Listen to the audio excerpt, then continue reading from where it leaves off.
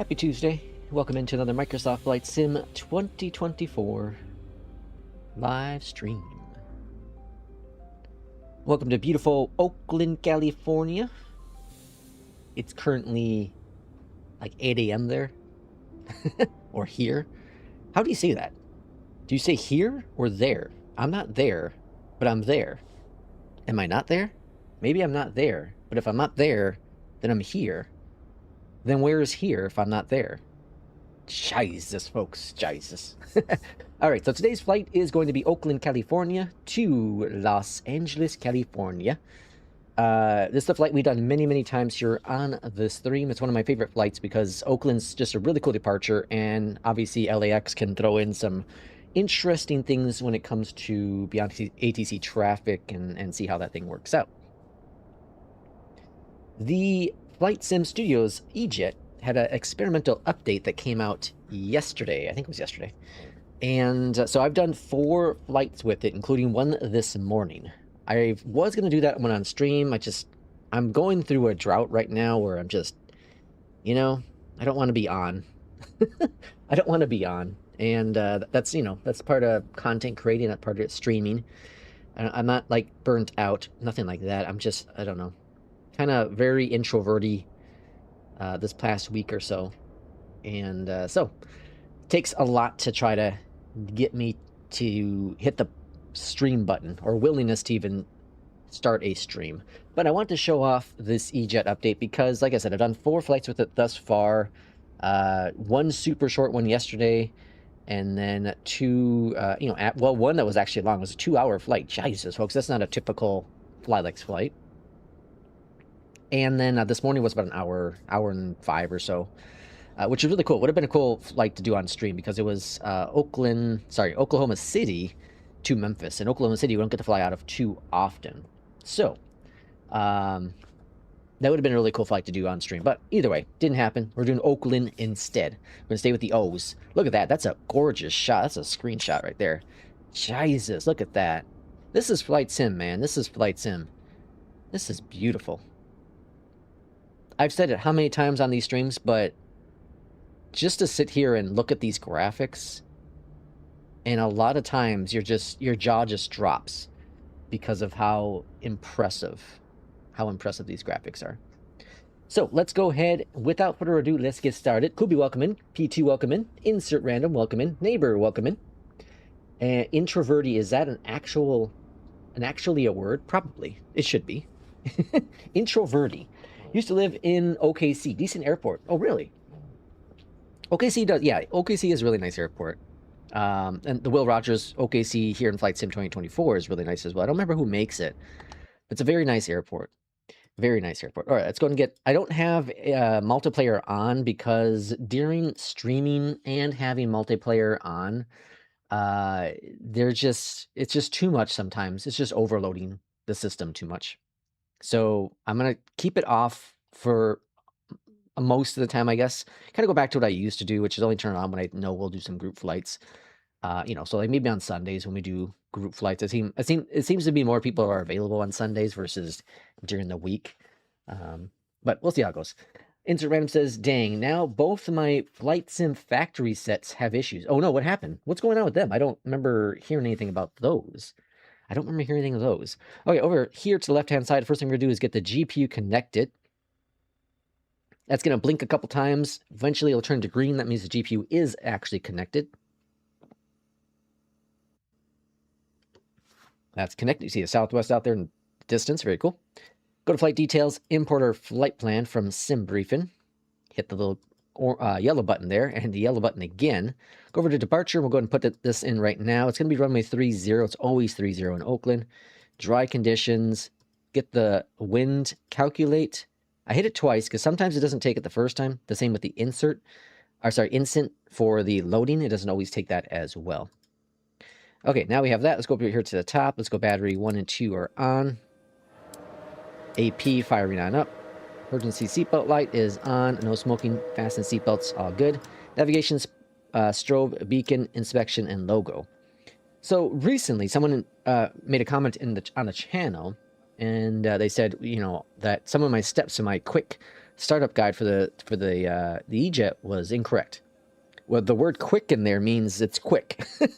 It's not about being precise. I'm very clear with, I think, all my videos in saying nothing is by the checklist. This is just my flow of how I like to get things done. But occasionally you get people who apparently don't listen to that part or understand the word quick.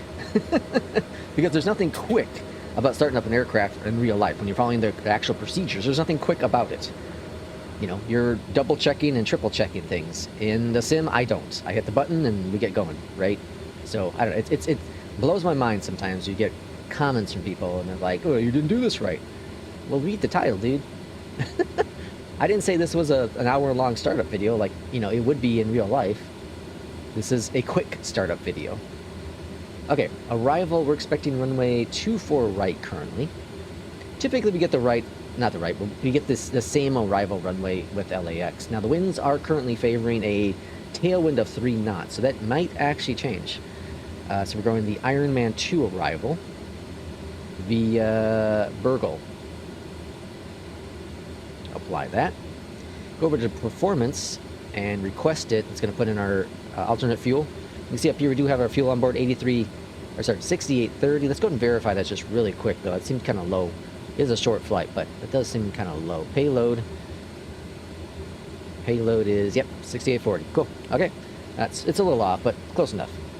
All right, so then we go over to, let's see, we're going to bring this over to flight plan, and then I like to go over here to radio, hit this button. I know you don't do that until you do the pushback. Again, it's my flows, dudes, my flows. Over here to takeoff page, and it looks like everything's good to go. APU is fired up 100%.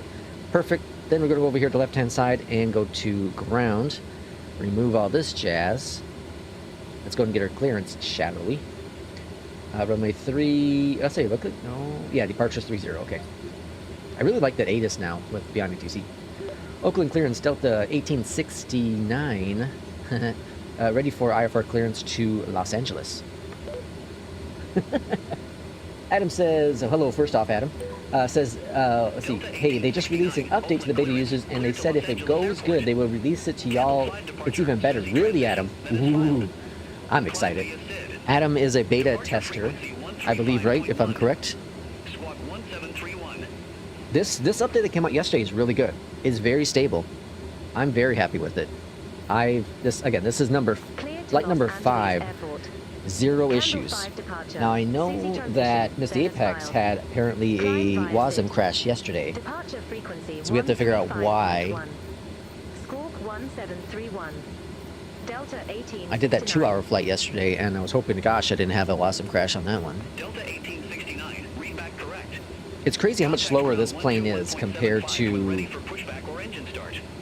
like, the big 777 or the MD-11. Which, speaking of the MD-11, UPS is officially retiring that plane. Crazy. Okay, over to ground. Oakland ground, Delta 1869, ready for pushback and engine start. Delta 1869, Oakland ground, pushback and engine start approved. Face southwest. Face the southwest. Pushback and engine start approved. Face southwest. Delta 1869. Alright, release the parking brake, request a pushback. Pushback is commencing down here. Let's go and start engine number 2.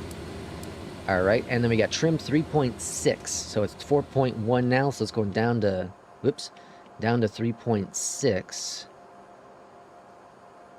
Alright, there's that trim. Perfect. Clockin's clocking. RTO on that guy. Looking good, folks. Looking good. Super excited. Let's see. P2 says must be a manual. Jesus.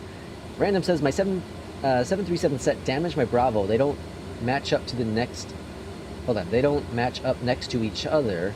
The D-den stopper started to damage my Bravo, and the 320 set is rattling. Now trying to take the back off. Oh, interesting. Really? Now, P2, you have the same ones, right? The Flight Factory? I think, I don't know, maybe I'm incorrect on that one. I thought P2 had that same, has that takeoff button worked yet? I don't know, I didn't read the notes. Alright, engine number 1 next. Flaps coming down to 2. So I'm also running into another, not another, but a weird issue with the sim and my setup. And that is the... so I've talked about this before, but I've gotten G-Sync to work where it doesn't flicker as bad. Like, you'll still see it every once in a while, but it's not nearly as bad as it used to be.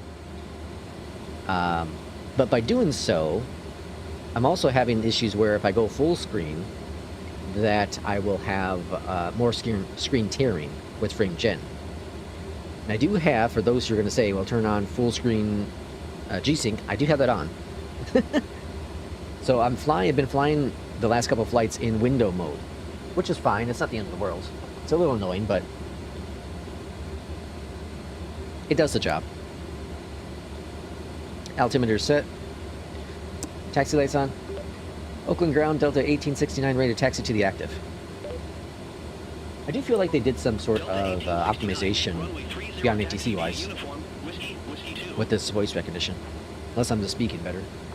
There's always that possibility as well. Uniform, Whiskey 2, Delta 1869. Alright, let's go up here to the top, and we're going to turn off the APU.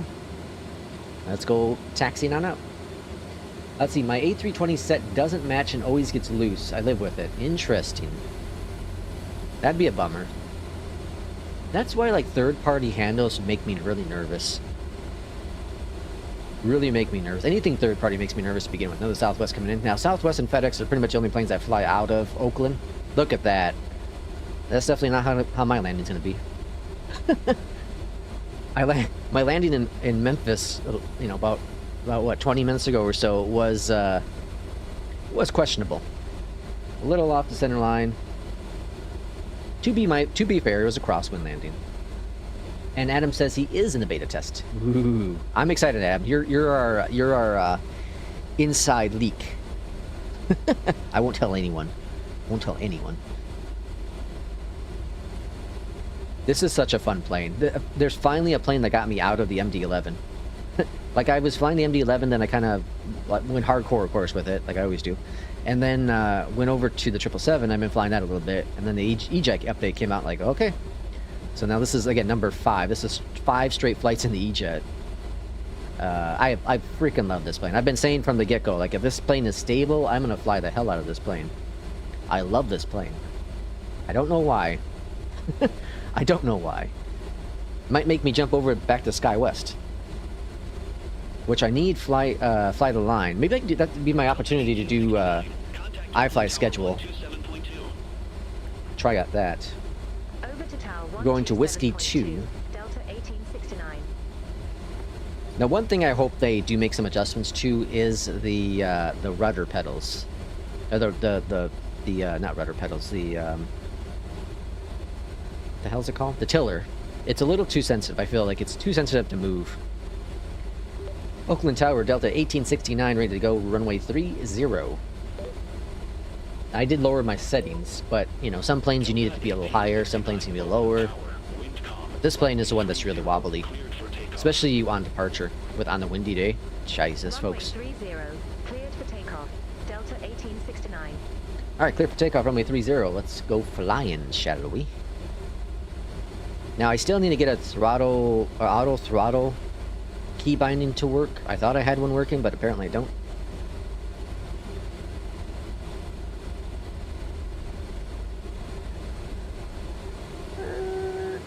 Alright, bring up those throttles. Auto throttle. Toga. Let's go flying. Calm winds. Should be a nice, smooth departure.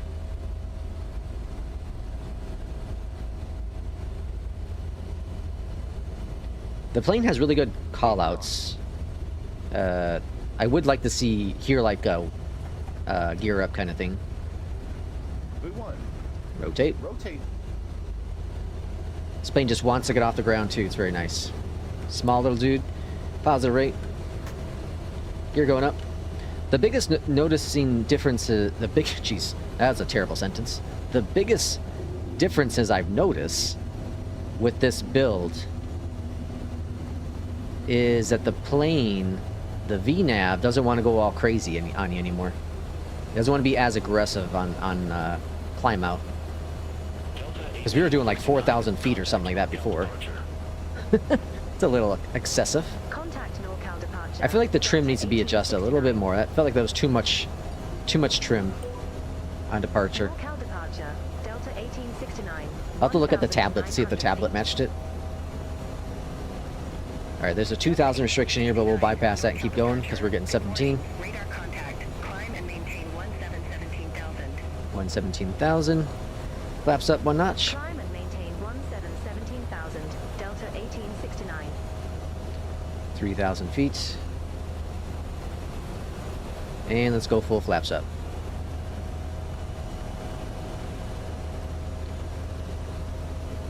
Oakland looking beautiful as always. I think if there's anywhere in California I'd like to move to, it might be Oakland. Oakland just seems like a nice place to live.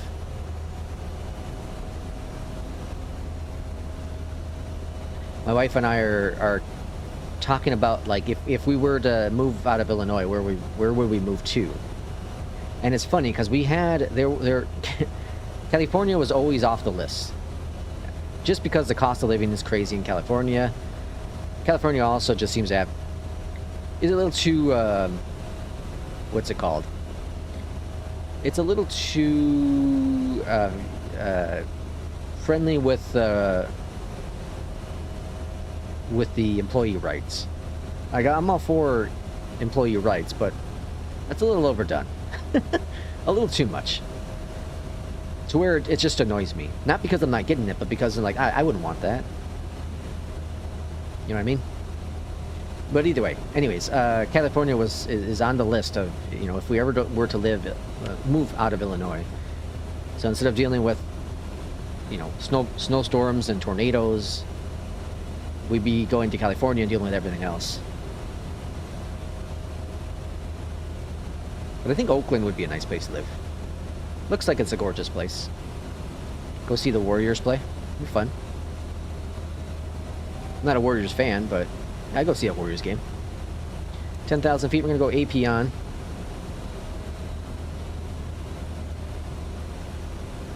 Very nice.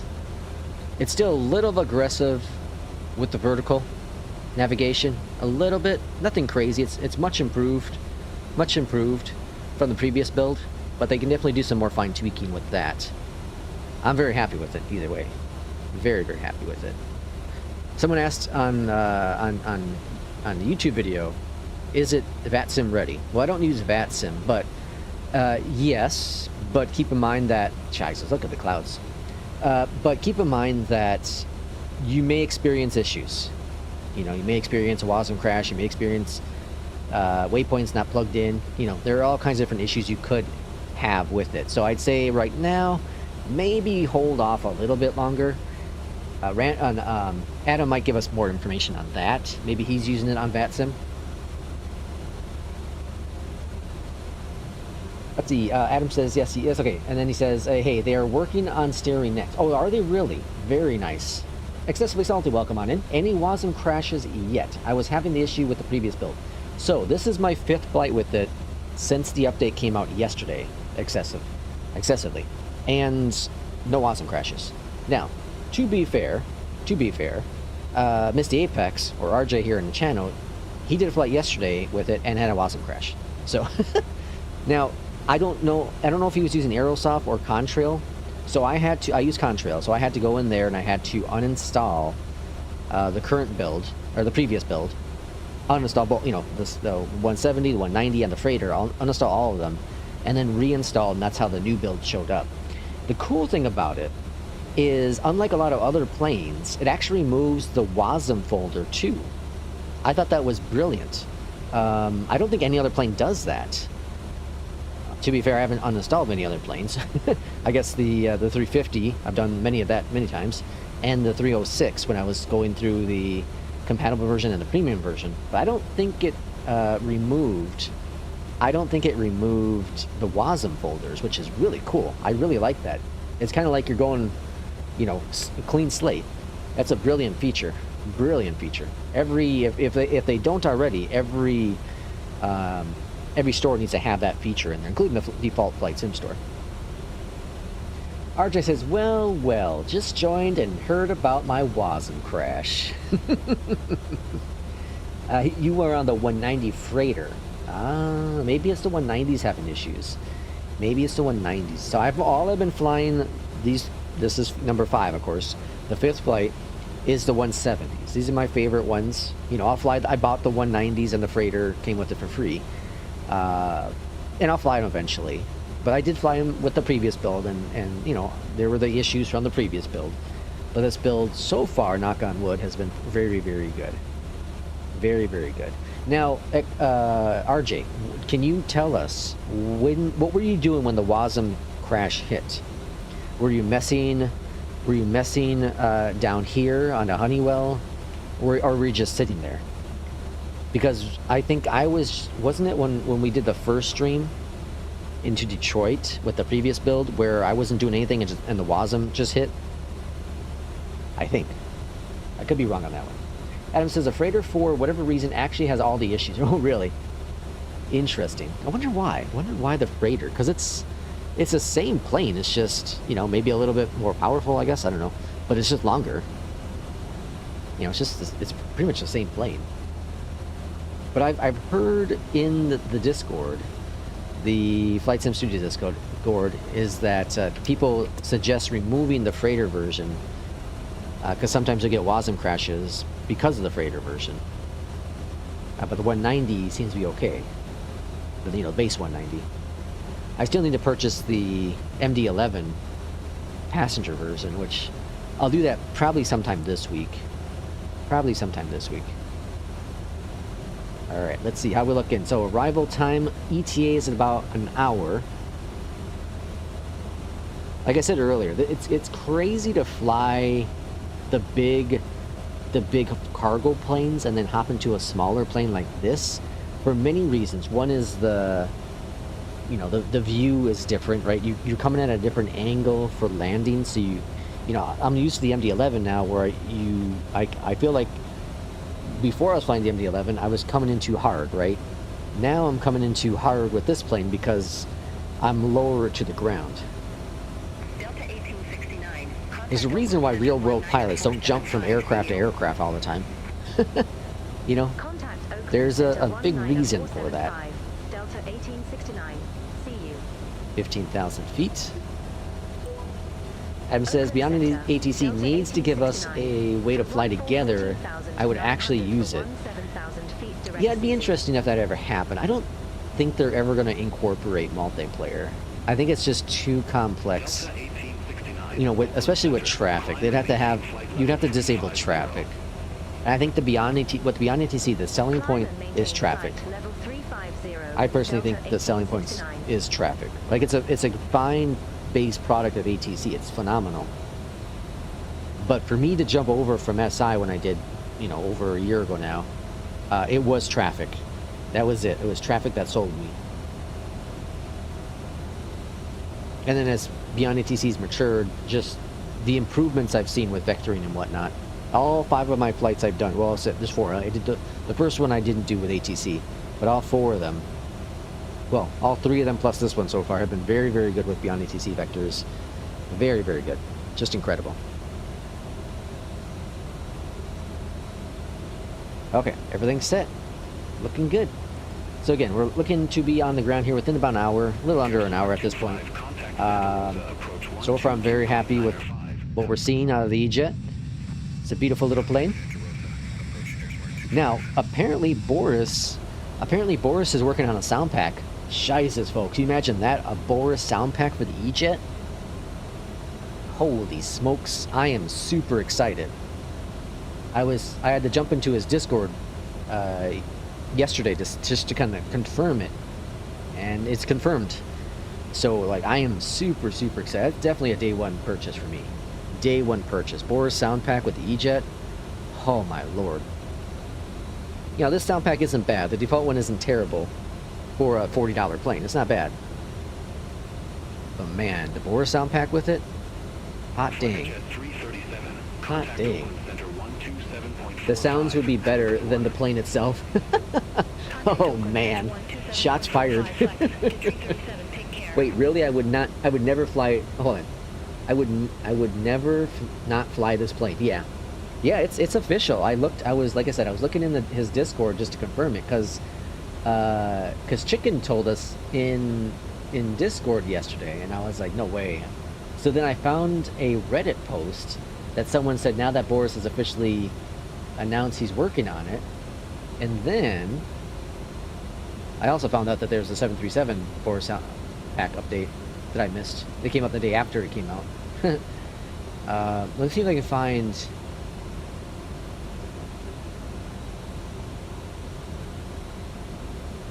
Let's see what I can find.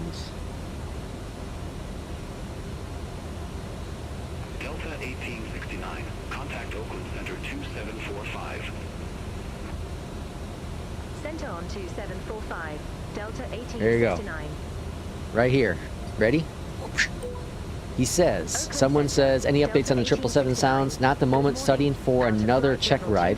This is Boris said. Any thoughts on the A330 Rolls-Royce sounds following the Ejet? Probably, but the E-Jets are first. Right there. And Boris himself. The E-Jets are first. So he's working on the E-Jet sound pack. I'm super excited. Super. I wonder if Boris is a real-world pilot. Does he fly for like an airline? I wonder. It's like the 777. It's got 10 times better thanks to the Goterus. That's pretty good. Yeah.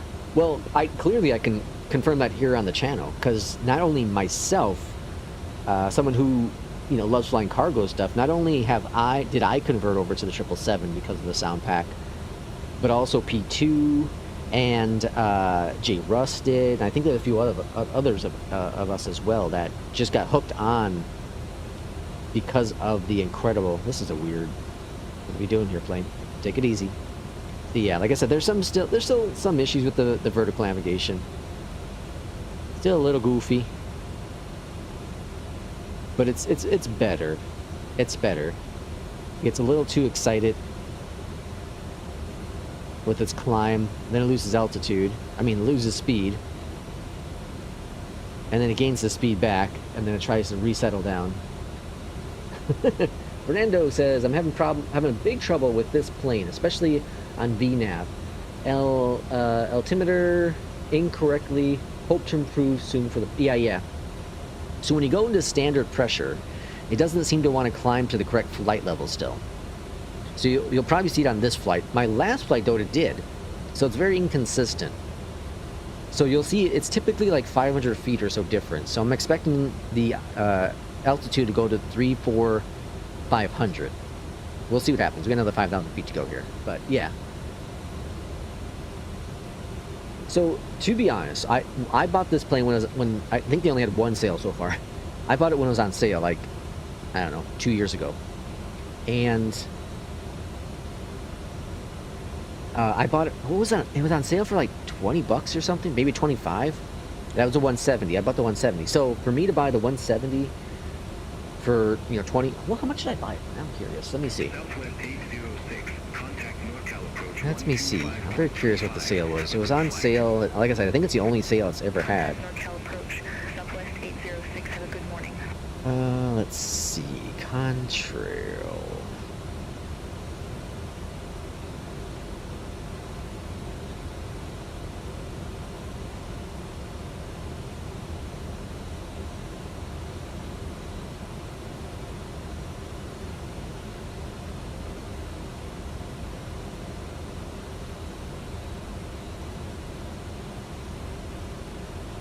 Okay, yeah, 23 euros.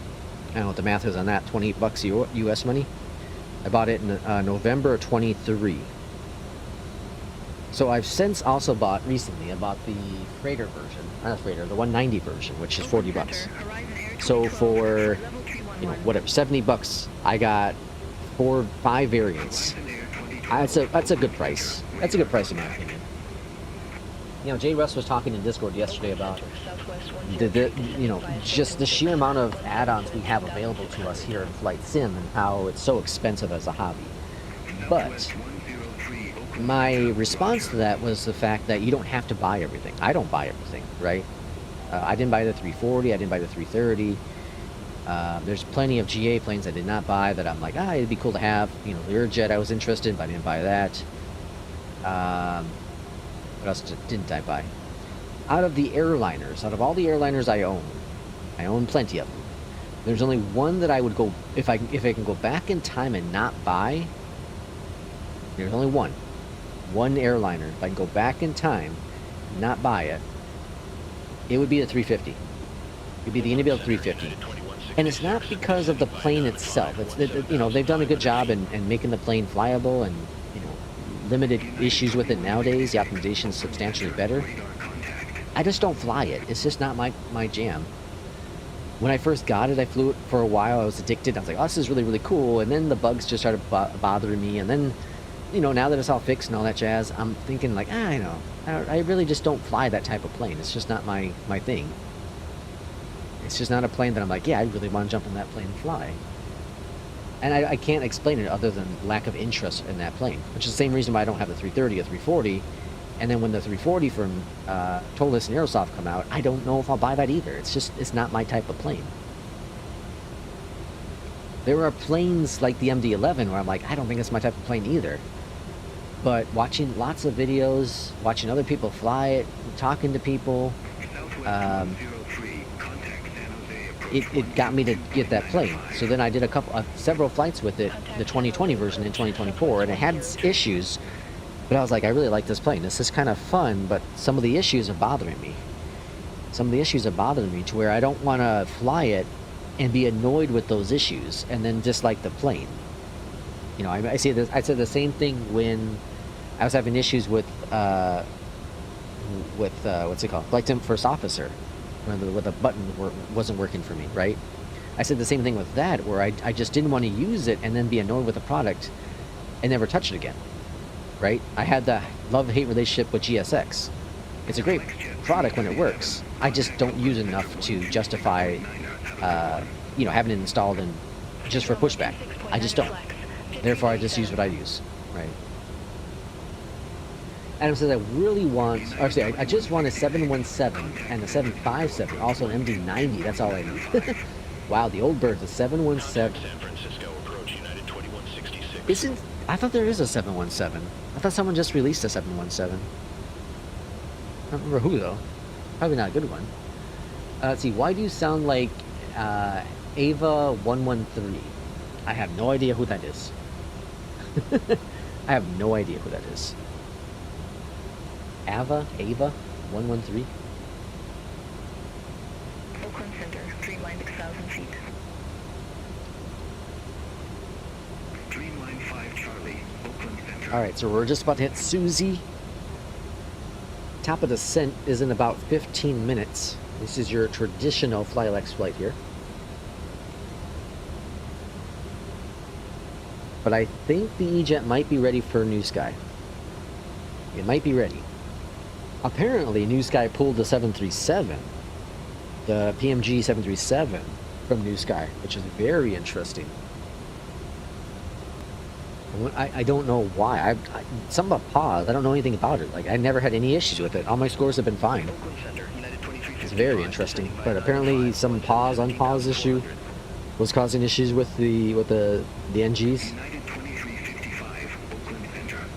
The only one is Captain Sim, and it's not good. Oh, really? Okay. I thought there was another 717. I like high workload aircrafts. Ah, that's why I don't fly Airbus. Gotcha, Adam. Yeah. I see, and I think that's part of me as well. But then I'm like, okay, why do I fly the E-Jet? Because the E-Jet is a very low workload aircraft, right? And I'm like, why do I like the E-Jet? I don't know why I like this plane so much.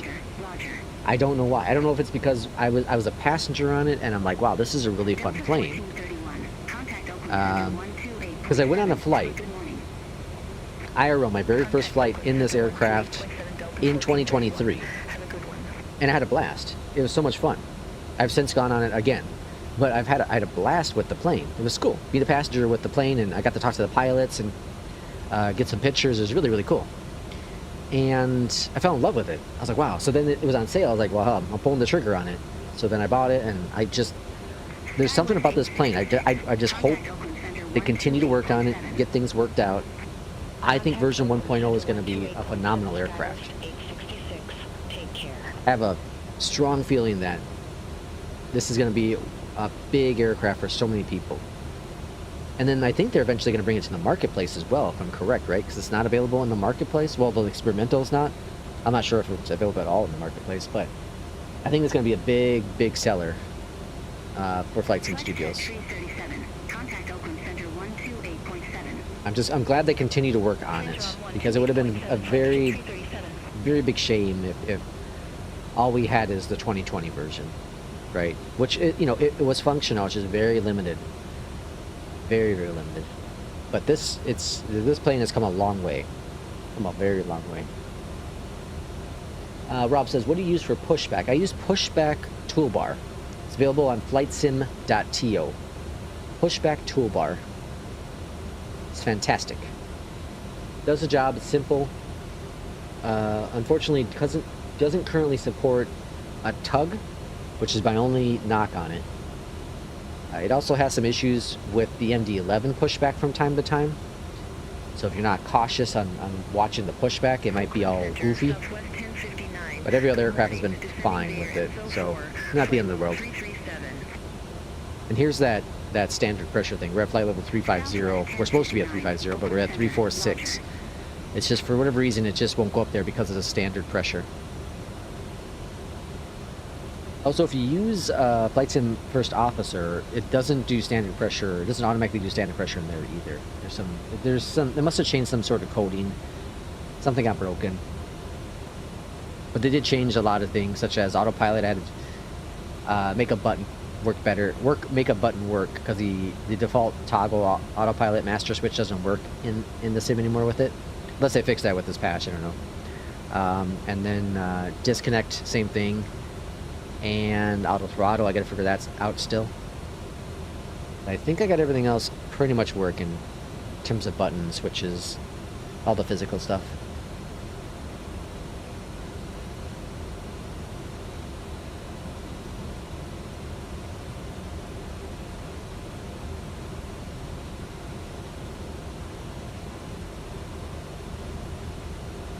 Yo, cool Ejet.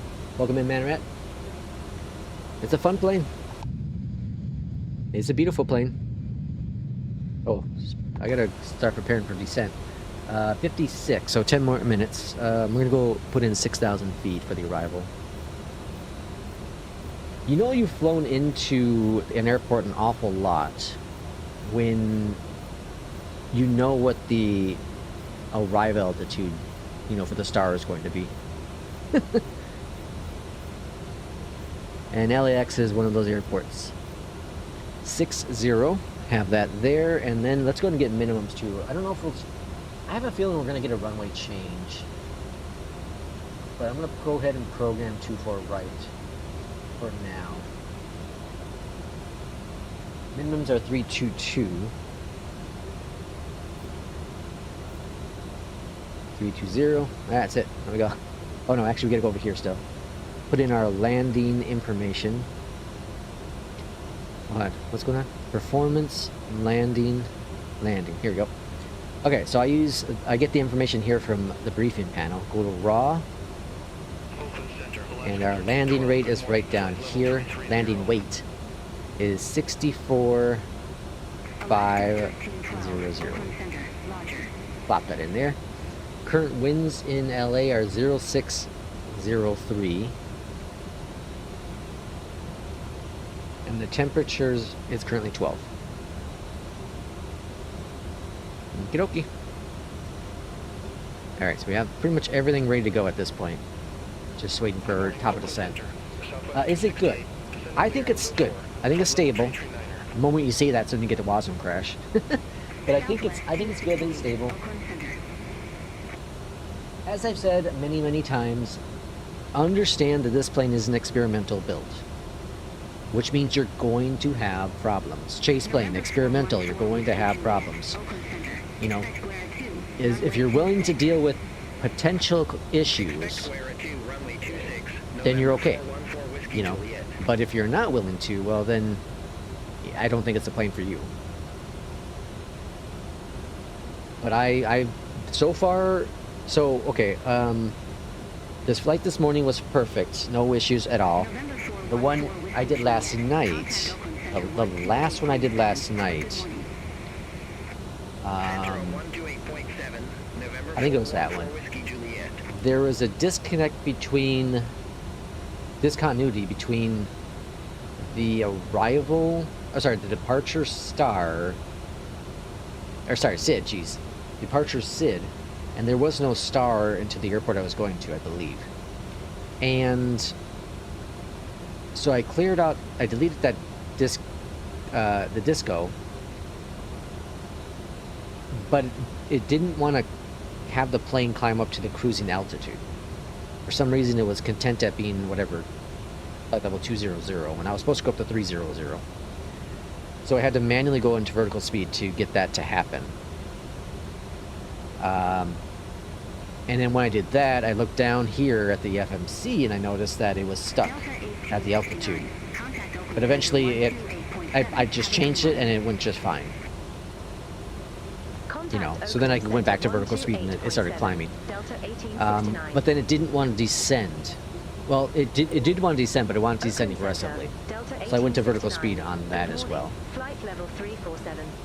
But I think I've had those issues before with other aircraft, so I'm not saying those are full Ejet issues. They are possibly, but I don't think they're full Ejet issues. I think those are just flight sim issues. Because I've had them with pretty much every other plane as well. We'll expect Ironman 2, runway 24 right, Delta 1869.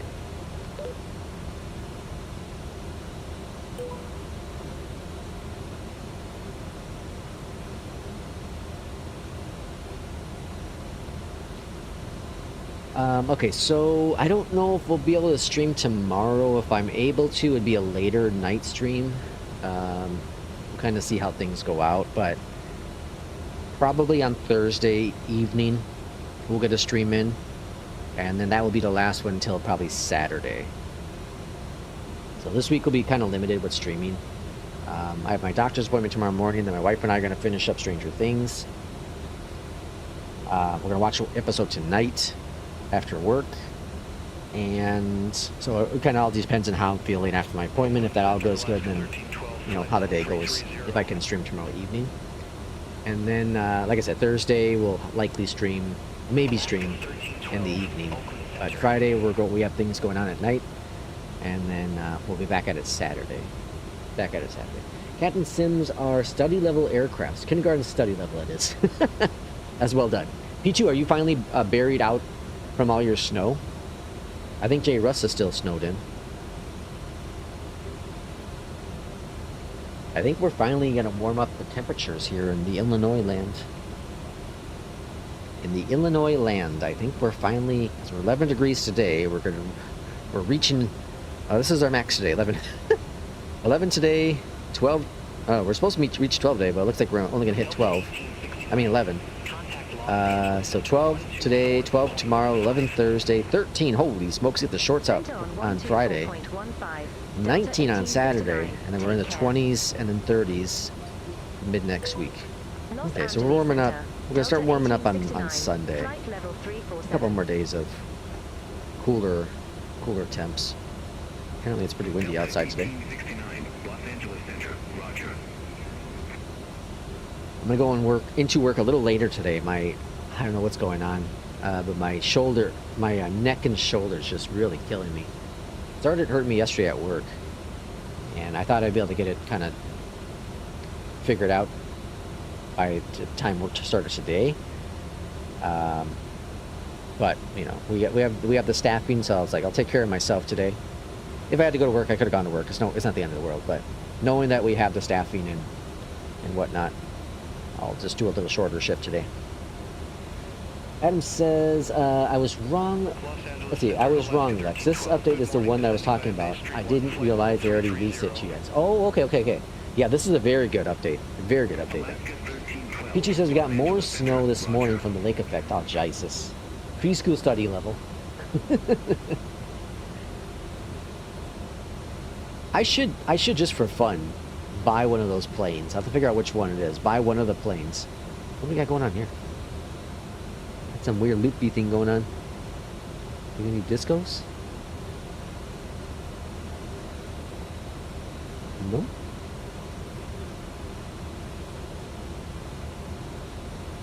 Duggett, and then Crowy. The hell's going on here? Is that top of descent? Suppose it could be. It just doesn't look like, it looks like something else going on here. It looks like there's a loop.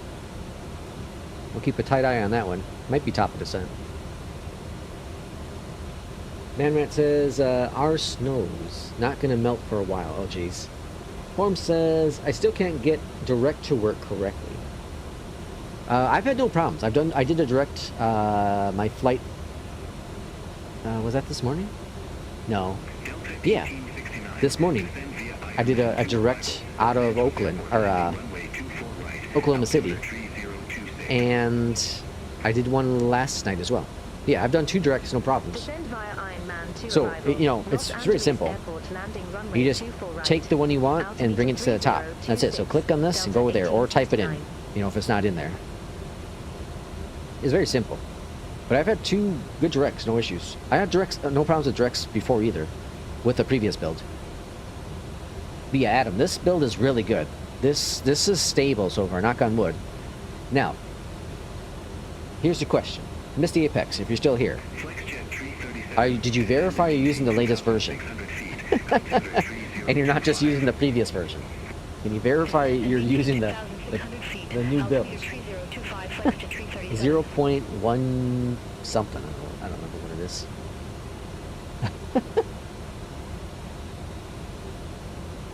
Let me see.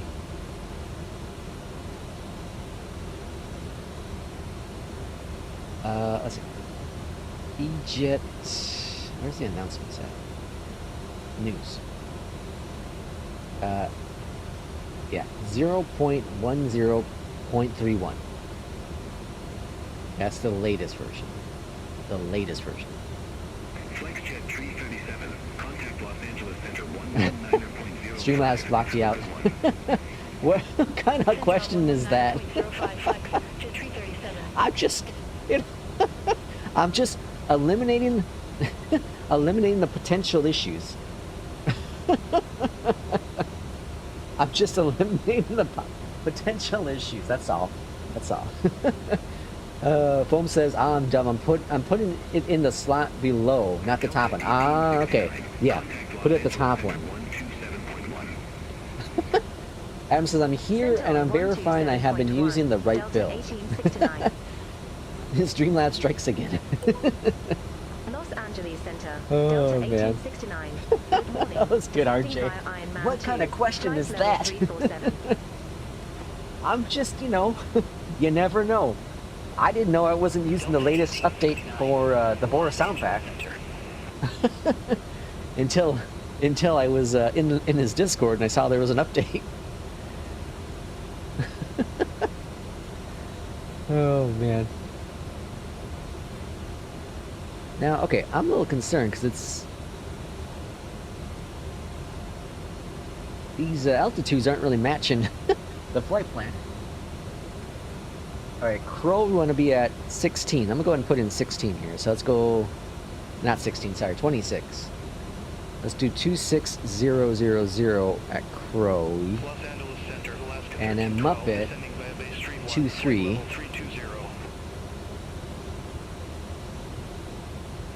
N-Dots, 200. And then Gripper, where the hell's Gripper at? 19.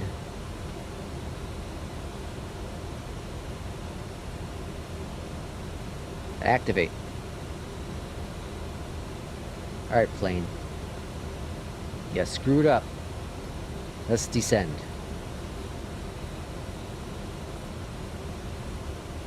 Alright, let's go fix the rest.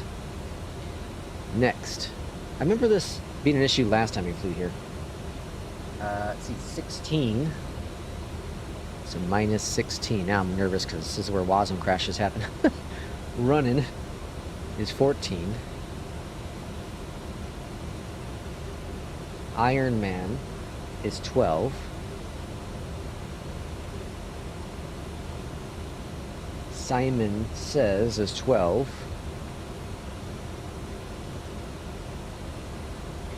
Base it. What the hell's base it at? 9. Activate. Next. And then 8 for Jewel. Or Juice, whatever that is. Cliffy is 7. And then 6,000 for these two.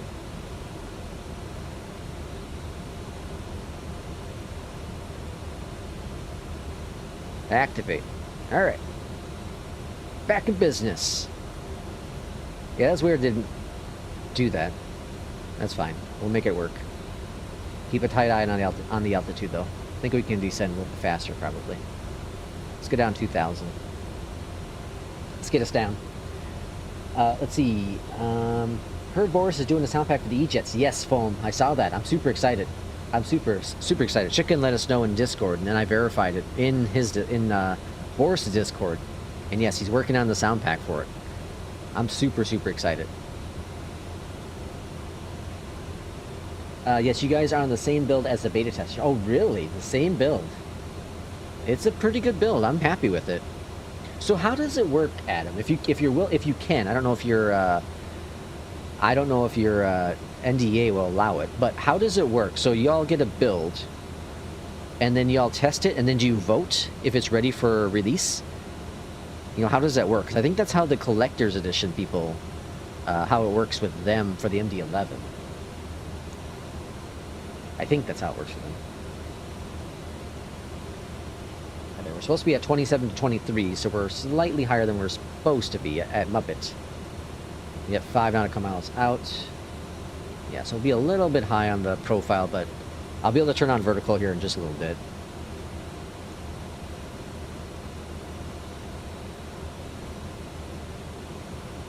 I remember the same issue when we flew the Ejet on this flight before. So it's something about it's not pulling this this star correctly. For whatever reason, it's not pulling the star.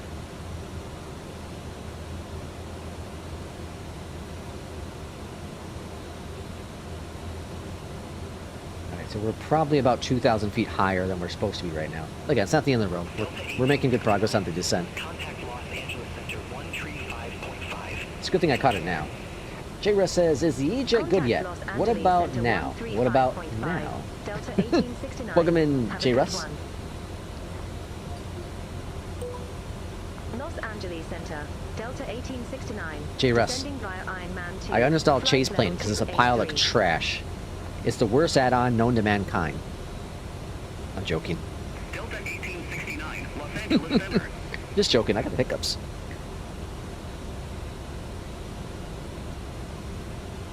Adam says, no, we usually test 3 to 6 builds before y'all get every public release build.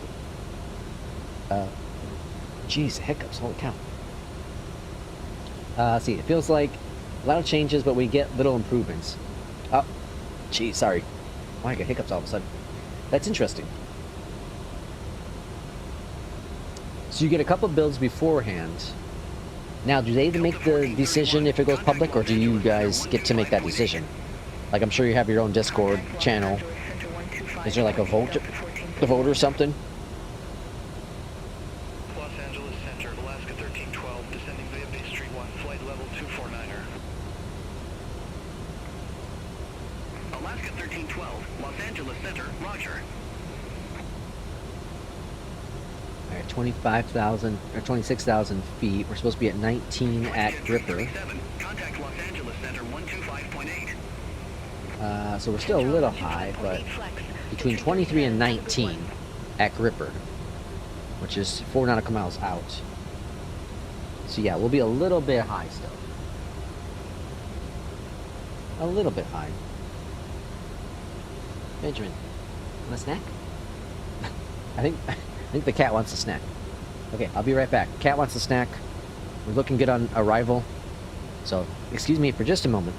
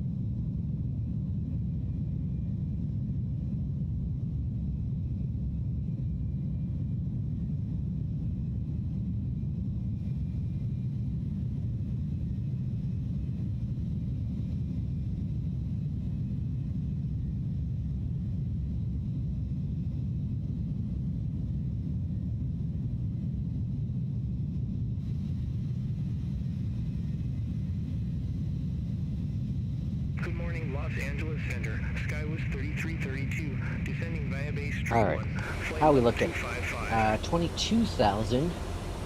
At BP, we want to be at Los Angeles Center. level 200 and 16. So we're making progress on the descent. Making some good progress. Oh, just bug hunt. Okay, okay, I see. Jay says, I've owned the Ejet for so long now, but still never flown them. Maybe one day they will be ready. Jay and P2, I feel, have so much hate towards the Ejet. So much hate. Jay, I think especially P2, because P2 is like full Airbus pilots. Jay does do a little bit of bouncing around. But I do think, if you hop into the Ejet, give it a little bit of love, I think you're going to really enjoy the plane. I really, truly do. And since you own it, you have nothing to lose. Install the experimental wheel, go out in front of flight, and see how it is. I think you'll be happy and satisfied with it. It's a fun little plane. It is just a lot of fun. It's, let's see. It's ready. I promise, guys, it's worth it 100%. You see? There you go. You both already own it. Fly it. I think P2 will like this plane more so than even the MD-11. I think he'll like the MD-11 too when he gets the opportunity to fly it. But I do think he'll like this one even more so. It's a very much like an Airbus. Very much like an Airbus. It's got little quirks here and there, but like it's a fun plane to fly. You just gotta give it the chance, man. Give it the chance.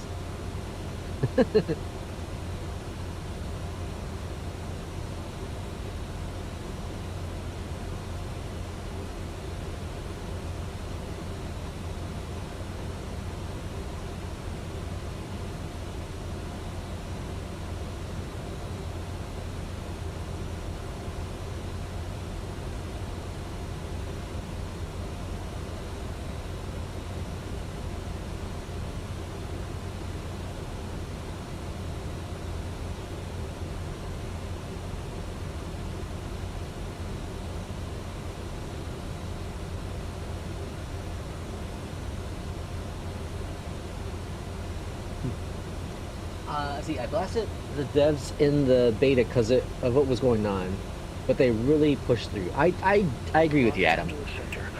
You know, they got in a lot of heat. Some of it deserved, right, for it taking so long. But I think it's a solid plane now. It's starting to come into its own. It's starting to be a plane that you can fly with. Look at this. This is flight number 5, and if this is the only problem I have with the plane, that didn't pull in for some reason the star, that's a minor issue. As a pilot, you're supposed to, you know, keep track of what's going on. If I wasn't yapping on the stream, I would have been able to notice this earlier, and we would have been at a much better altitude. They were 16 to 12. They were doing just fine now. We're just hit Iron Man, and we're exactly where we're supposed to be with altitude. Within the range, I should say. Like, again, just like the video I made, you know, whatever it was, last week, the week before, that it's okay to give feedback to developers. It's important to give feedback to developers. 'Cause how are they going to know that things are not going in the direction that maybe they should be going? Right? Our voices matter. Our voices matter more so than I think in the past. But it's only fair to give constructive feedback. Not like, oh, it's a piece of crap. That's not good. That's not giving anyone. That's not giving anyone any reason to work on something better. That's just voicing your frustration. It's a piece of crap because, you know, whatever. This reason. The VNav is still goofy. Or whatever you want to say, right? Delta 1869, Los Angeles Center, copy. Okay, Jay says, okay, I will try a gate-to-gate flight this afternoon. If I can handle a complete flight with SIDS and stars, then we'll add it to the lineup. Okay. Okay, keep us posted, Jay. I'm excited. I want to hear it. I want to hear some info. I'm super excited. SoCal approach, Delta 1869, 13,200 feet. Do a short route. Do a short flight. Delta 1869, SoCal approach. Good morning. I got my tutorial up on the channel if you want to use that. Runway 24 right. Make sure you program your, you put in your SimBrief information in the EFC. So you have to have it on the tablet and the EFC, but watch my latest startup video, my quick startup video. Very important you have that so it pulls the information. I don't know why you have to put it in two different places. It's kind of weird, but it is what it is. Oh, then make sure you do the Navigraph data too, J. Russ. So you have to navigate to the community folder. Okay, so you have to navigate to the community folder. This is a weird way, and I guess you have to wait until Navigraph updates it. But you have to navigate to the community folder. Find. Can I show this? Yeah. Okay, so you have to navigate to your community folder. Find the file down here that's called Nav Data Updater. Click on that, and it's going to ask you to log into Navigraph, and then it will load it. Then it will give you like all the planes you own for it. You just click on the ones, the three, if you own all three variants, and then it will download that latest nav data. So you can't do it through the Navigraph app, or nav data app. You have to do it through that program. They have another program they made. I guess it's temporary from my understanding, just temporary.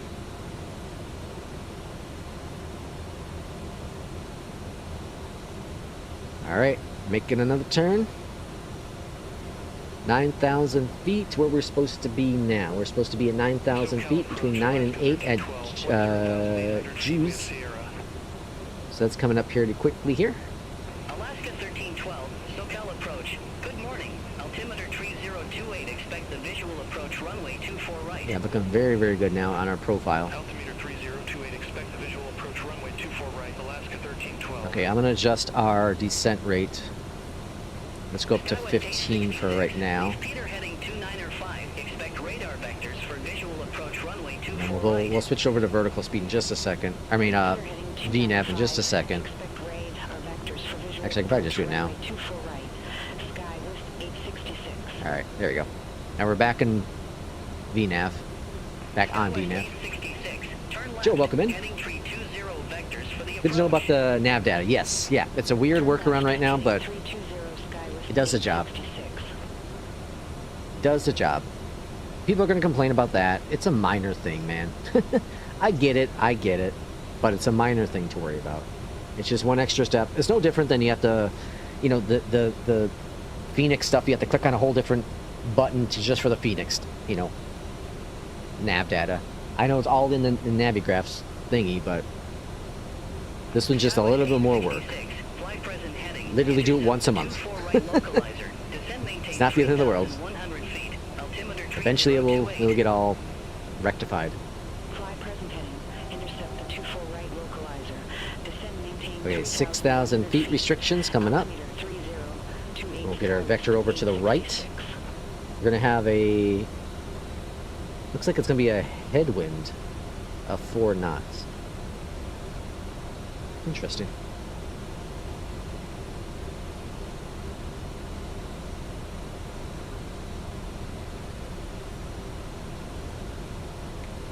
It's again, it's a little aggressive on some of the turns, on some of the climbs, on some of these descents.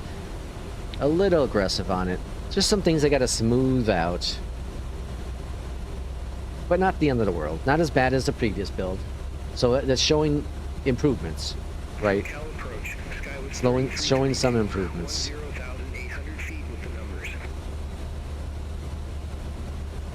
Skywest 3332, SoCal approach. Altimeter 3028, expect the visual approach runway 24 right.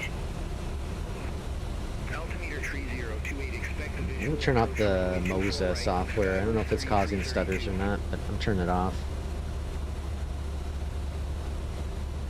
Yeah, it looks like it was. Okay. Does the WinWing FCU work with the Ejet?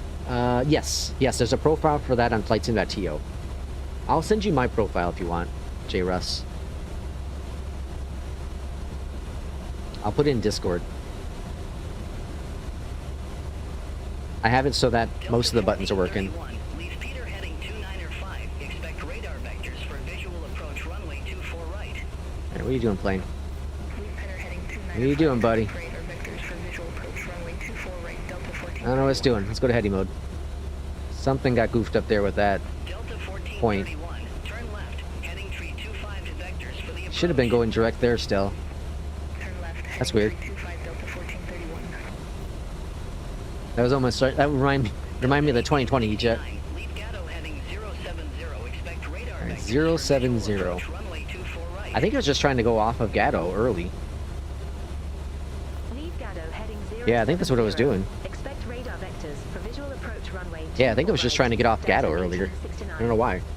Slightly early. Because Gatto were supposed to be at 071. 11 o'clock 10 miles. Yeah, I think it was actually doing what it was supposed to do. It just did it a little earlier. We have the field. Skywest 866. Alright, we're at 6,000 feet. We're expecting the next descent instructions. Probably down to 5,000? But it might give us direct down to 4. Skywest 866. Skywest 866. Contact Los Angeles Tower 133. It's always cool coming into LA because, like, with Beyond ATC, it's going to give you different instructions based on the traffic that's around you as well. So sometimes you get vectored really quick to Kobe, and other times not. Like now, we must have a lot of traffic. 12 o'clock 10 miles. So they're kind of sequencing. They don't do true sequencing in with Beyond ATC yet, but because of the traffic, it's having us go a little bit further out. Skywest 5408. Cleared visual approach runway 24 right. Cleared visual approach 24 right, sky with 54. I also noticed that with altitude, if you're coming in a little too high, it now will vector you a little farther out, Contact Los Angeles and then descend, Tower get you down to descend. Contact tower 133.9er sky with 5408. Delta 1869. Turn right. Heading 190. Intercept the 24 All right, right 190. localizer. Descend maintain 3,000 feet. Altimeter 3028 vectors for the approach. And down to what did I say? Turn 3,000. right. Heading 190. Intercept the 24 right localizer. All right, Descend, maintain vertical speed. 3,000 feet. I don't have this figured out yet. I haven't messed with the vertical speed with the WinWing FCU. Delta 1431. Okay, Flight let's presentation. see. Intercept the 24 right localizer. Mercy, we're gonna be at Descend maintain 4,000 feet. 3,000. Altimeter 3028. So we're looking good, and it said to intercept the localizer, so let's go ahead and arm the approach mode. And see it's in white here. Approach 1 is activated, localizer lights up in white.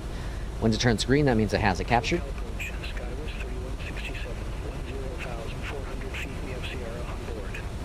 I'm gonna go down, drop a little bit faster. Let's go 13. Speed's looking a little good. Little good. The visual approach runway 24 right. Altimeter 3028, expect the visual approach runway 24 right, sky, course 3167. A little good sounds really weird. That sounds way wrong. Delta 1869. I'll get till good. Airport is at your 2 o'clock 16. I saw the airport earlier. We're fine. In sight. We have the field in sight, Delta 1869. Alright, localizer, do your thing. Capture. Delta 1869. Cleared visual Not approach capturing. runway 24 right. Let's go ahead and bring it on in. Visual approach 24 right, Delta 1869.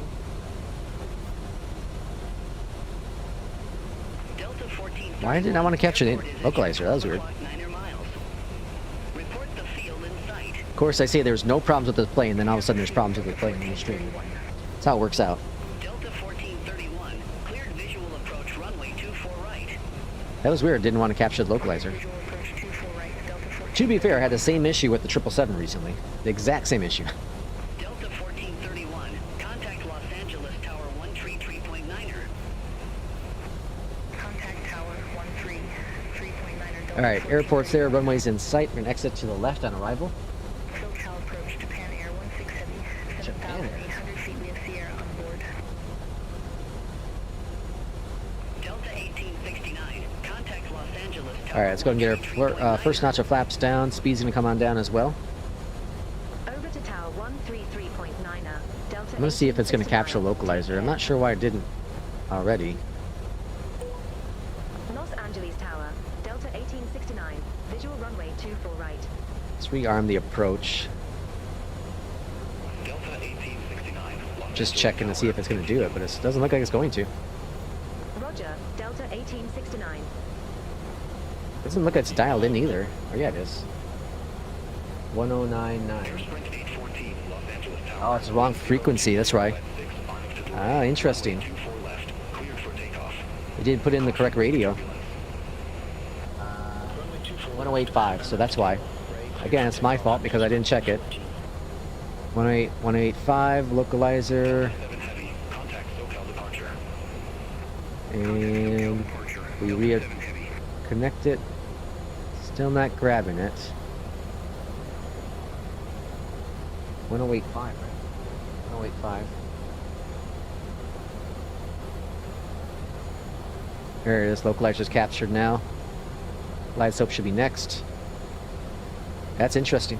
I wonder why it didn't do it. So there's something with this star is not programming properly. And approach. There's glide slope. Fly runway heading. Maintain 5,400. Gear coming down. On the go. Fly runway heading. Maintain I wonder why. 5,400. Delta 1431. Adam, can you report that? Delta 1431. The Ironman 2 arrival and the runway 24 right in LAX. Contact SoCal approach 1. Something's going on with that. 1431. Talk to you in a bit. I could put it in their thing too, but I feel like you have more voice. West 5408. Exit next available taxiway. Exit next available taxiway. Sky with 5408. Alright, flaps coming down. Air Sprint 814. There's the form below us. SoCal departure. I think that's where the Lakers play. Contact SoCal departure. Air Sprint 814. See you. And flaps 5. 1869. Wind 020 at 6. Runway 24 right. Clear to land. It's a slight crosswind. It's a tailwind right now. Runway 24 right. 3 cleared knots. to land. Delta Up to 4. 1869. Autopilot's off. My aircraft. 1783. Ready for departure. Runway 24 left. Southwest 1783. Runway 24 left. Line up and wait. I'm gonna start going back to treating this plane more like a Boeing with certain things like the radio frequency. This is the first time though that it didn't dial the ILS. So I think it's the star and runway for whatever reason. Southwest 1783. Los Angeles Tower. Wind 020. Readjusting trim. RF to any. Runway 24 left. Cleared for takeoff. 24 left, clear for takeoff for that southwest. Cleared for takeoff. Southwest 1783. It's always cool to hear the comms and then see the plane.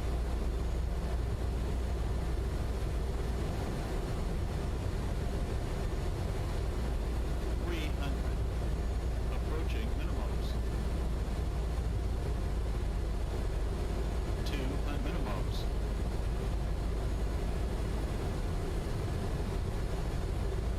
100. 50. 40. 30. 20. All right, 10. gentle, pull it up. Touchdown. We got those touchdown sounds back again, which is cool. And then reversers.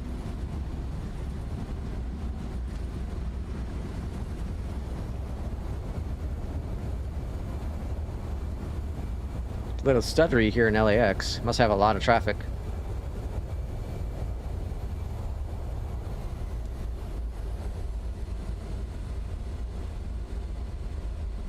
Delta 1869. All right, exit to the left. Taxiway. Flaps coming up. Manual lights turned off. Exit next available taxiway, Delta 1869. Welcome to LAX. Southwest 1783. Contact SoCal. I'm gonna go ahead and cross because that Southwest just took off, so we should be all right. SoCal departure, Southwest 1783. We should be all right. Plane just comes by. Delta 1869. Contact ground 121.65. Okay, so that was a pretty good flight. Again, for some reason it didn't want to pull in the correct SID altitudes or the frequency, ILS frequency for this runway 24 left. And I remember having the exact same issue on the last build. And now I wonder if it's in the other builds as well. Probably is. For whatever reason, this star is kind of screwed up. I don't know if it's the Navigraph data it's not pulling correctly or what. But that's the only really issues I had with this flight. That's the only issue that I had with this flight. And again, they're minor issues as long as you're, again, a good pilot and you're verifying the information. This is stuff I would have caught if I wasn't streaming. But when you're streaming, you're focused on chat, you're focused on other kind of stuff, right? Not paying attention enough as you should be. Which is why pilots are silent during certain phases of flights.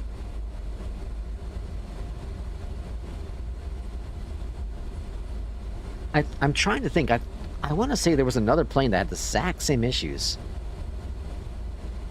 I can't remember what plane it was, though. Exact same issues.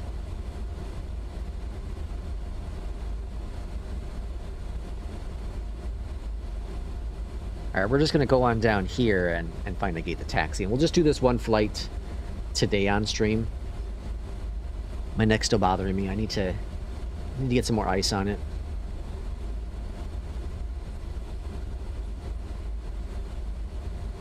There's that Southwest departing.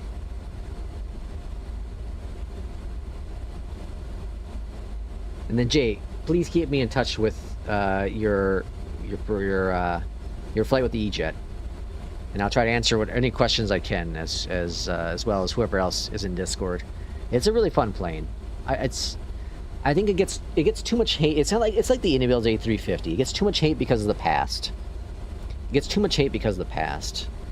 I think the MD-11 was kind of like that too, right? But the MD-11 update that came out for 2024, it was a big improvement.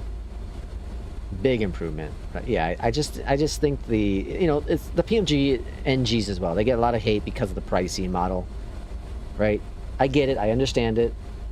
I totally understand the frustration simmers have. But the product itself is fine. This plane too. It's fine. It's not gonna win any awards for being the best plane ever. But what it is now with this experimental build is very good. Is very solid. It's a plane that I'm comfortable in flying. It's in my library. This is the number 5, no WASM issues. And you saw there, I messed with the FCU quite a bit there. So I think it's just fine. All right, we're just gonna take this gate here. Yeah, there's a lot of traffic here. That's why I'm getting some stutters. Let's see. Jay says, "Let's face this plane will never be what it should be." I disagree with you on that one. I'll disagree with you on that. But it's we can agree to disagree. That's fine. That's 100%. I've given Flight Sim Studios 70, give or take $70 for the versions I bought, and I've got my money out of it based on my dollar per flight hour type thing. I've got my money out of this plane for sure, and I'm going to continue getting money out of this plane because I really enjoy this plane. Southwest 843, Los Angeles ground. Once I disable Beyondatc, we're going to see like a massive difference with performance. I don't know if you'll see it on stream, but all right, GPU going to be connected here. And let's go out Beyondatc, and yeah, butter. It's just all that traffic. It's crazy. Jetways connected up here at the top. And let's go and kill off those engines and see how our score was. That landing might have been a little bit harder than I wanted it to be. Excessively Salty says, I'm not even sure never what it should be is. What were people expecting from it? Yeah, see, that's the thing. I don't know. It's easy to be negative on something because everyone else is negative on it. This plane is fine. The plane is fine. Where's my jetway? Opened the door, but didn't connect the jetway. Oh well, that's fine. What's it doing with the stairs? I missed it. I should be parked up there probably, huh? Oops.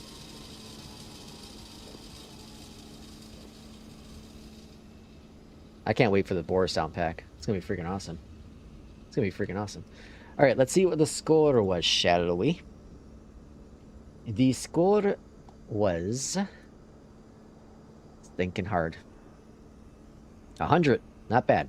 So, I've done 5 flights with it. 0 WASM crashes. All were just good. Good enough, right? We're good enough. One score was 98. All the other ones were hundreds. What was this one? Landing rate wise? 174. Okay, not bad. I'll take that. Not bad at all. A 174. Take that for sure. Compared to my MD-11, which is like all over the place with the scores. That's not bad to have 4 out of 5 flights at 100%. And this one was because it was hard. It was a hard landing, I think, right? Yeah, 303 is a hard landing. It also would have been 100% as well. So, not bad. Not bad at all. Let's see, Jay says, it's taken how long to get fine? It is what it is, man. It is what it is. Salty says, so that's exactly what Lex was saying then. Negative impressions because of the past. Yeah. Forget the past. Think about what the plane is now. Think about what you have now. The plane now it's good enough to fly.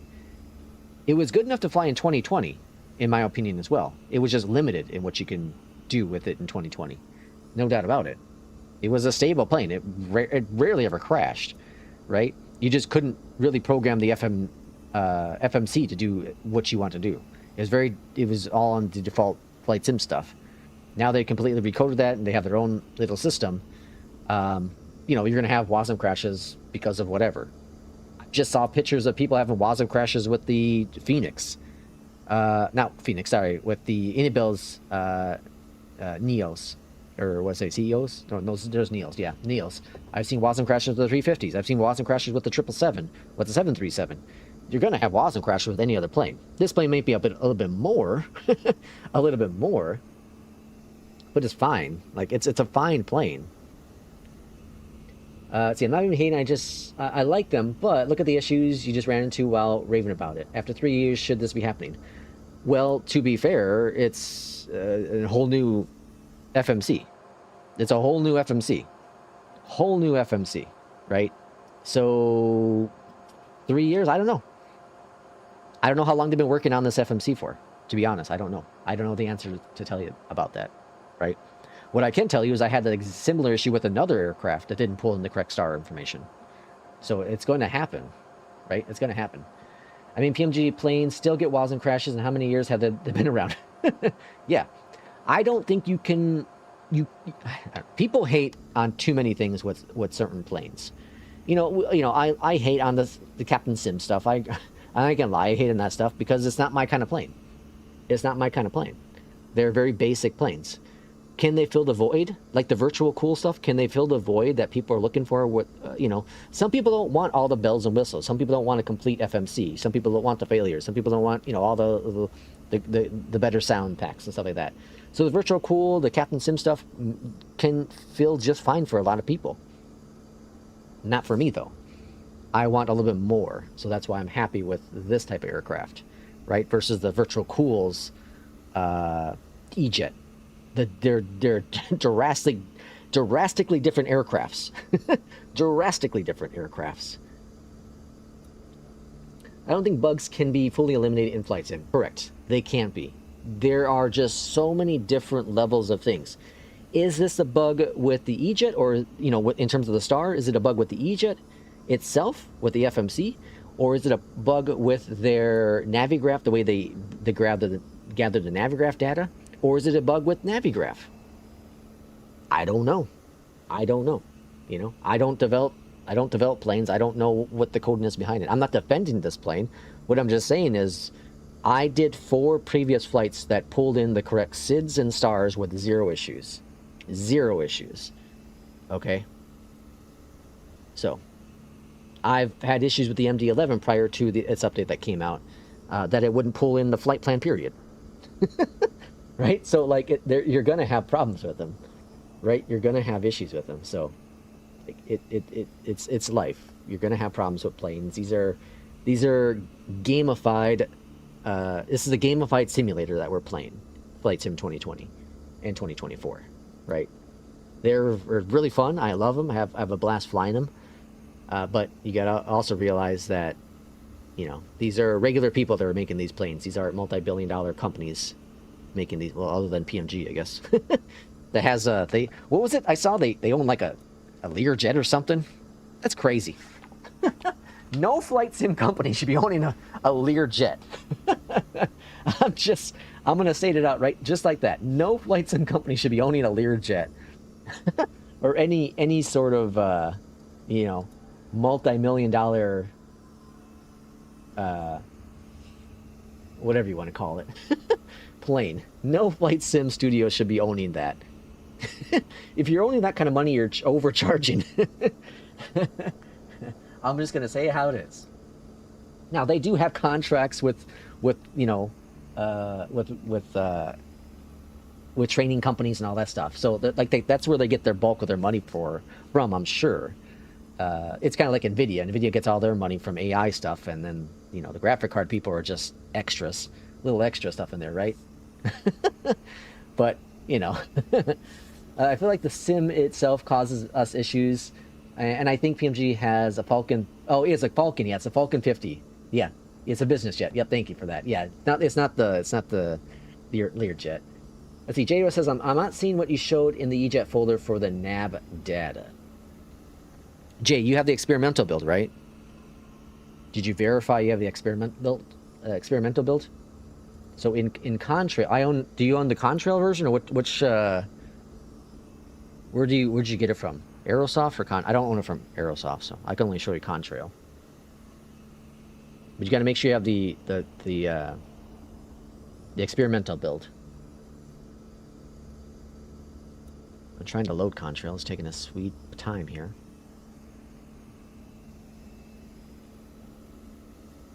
Will it not load if the sim's loaded? No, that can't be right. There it goes. Jesus.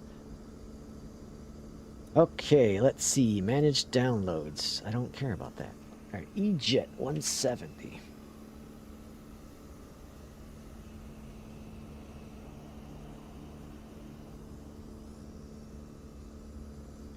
Okay, so in Contrail, you'll see I'm on the experimental branch 0.10.31. That's the installed version. That's the one you want to have. That's the latest experimental builds, and I have it for all three. Sorry, all three. Yeah, the 170, 190, and 190 freighter version, right there. Okay, then I have it installed here in my Steam folder, my community folder. Okay, and then in the Navigraph.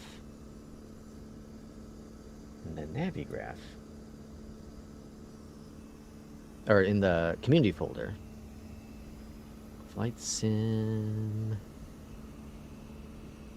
Why are these installed? I got rid of you. Oh wait. Okay, Flight Sim Studios. Where the hell is it?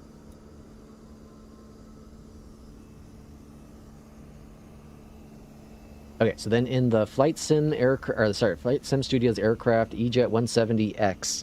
In that folder, you can do the 190 as well, whatever, it doesn't matter. If you scroll on down, you'll see the nav data updater, but you have to have the experimental build. If you're doing the stable build, you won't get it. You won't get it. Let's see. Lemon says, "I'm gonna get this plane. Looks good. Yeah, it's a fun plane. It's a fun plane. You know, realize that you're gonna run into some issues here and there, but it's a fun plane." Let's see. Gala, welcome in. Hi there. I just got here and I'm new here. I'm using NVIDIA GeForce and I have the Thrustmaster set.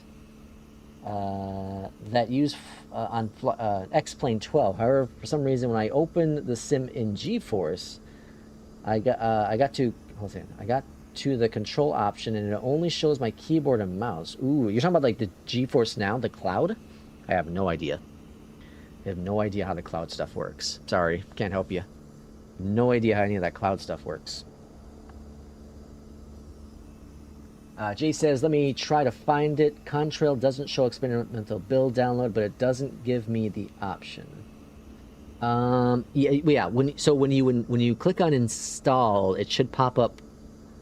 It should pop up two options. One that's for the stable version, and then one for the experimental build.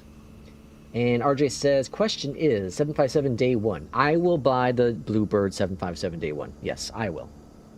I will buy it because I want a good 757. It'd be a nice plane to add to the hangar. And I'm a Boeing person, so I'm hoping it's not going to be awful, but I will buy it day one. I will buy it day one. If anything, just to showcase it here on the channel. Tang, thank you for the subscription. Yeah, but I will buy the 757 day one. And I'll buy the 747 day one as well. I'll buy both of those two day uno. Whenever they come out. Whenever they come out. The 340 though, that one, I don't know. I don't think I'm gonna buy it, period. In all honesty. I don't think I'll buy it at all. It's just not a plane I'm interested in. I like the FENIX aircraft, so obviously I'll buy the Neos, but I think that's about it for in terms of like, well, the 220 as well. I'll buy the 220, but in terms of like Airbus stuff, I guess the 220 and the Neos is about all I'm interested in owning at this point. I don't really have any interest in any other Airbus aircrafts. Boeing's, the 757, 767, 747 are my interests going forward. Once I get those, I guess I'm pretty much done with planes. I guess I'm pretty much done with planes. I don't really have any other planes I'm really all that interested in. The Kodiak 900 when that comes out. Or is it the 100? I always forget which one it is. Whatever the newer version of the Kodiak is. And then, of course, the PC-12NG, both from Flight Sim Studios. I'm interested in both of those aircrafts. But I don't think there's anything else. 757, or sorry, 757, 747 are definitely currently in the works. And those will be out sometime this year. Whenever. And then once we have once the 1.0 of the Ejet comes out, we'll be solid with the Ejet. Kind of see how things go out. Okay, folks, but that's going to be it for today's stream. I do appreciate y'all coming in, spending some time with me with the Ejet. It's a good plane. It's fine. Forget the past, man. Forget the past. The past is the past. Would they say it's a 100? Ah, okay. What'd they say in Lion King?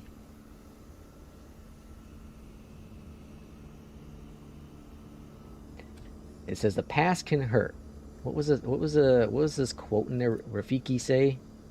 He says the past can hurt, but the way I see it, you can either run from it or learn from it. I don't know if that really applies to this situation. But forget the past, go to the future or the present. More in the present, I guess. Plane's fine. 350 is fine. I'm still a little pissed about the 306 because the premium version still has some issues that doesn't allow me to fly the plane because the Beyondatc auto response is still broken, and then what's the other one? Or the auto frequency change, the auto tune frequency is still broken, and then there's one more thing that annoys me with the 306 premium version. I can't remember what it is, though. There's one more thing in there that still bothers me. But other than that, it's fine. It's fine. Okay, folks, I'm going to see ya. We'll see y'all for the next stream, which will either be tomorrow or Thursday evening. I'm not quite sure which day, but I'll pop in Discord, and we'll see y'all there. But thanks for all coming and spending some time with me this early morning, and we'll see you for the next stream. Take care, everyone.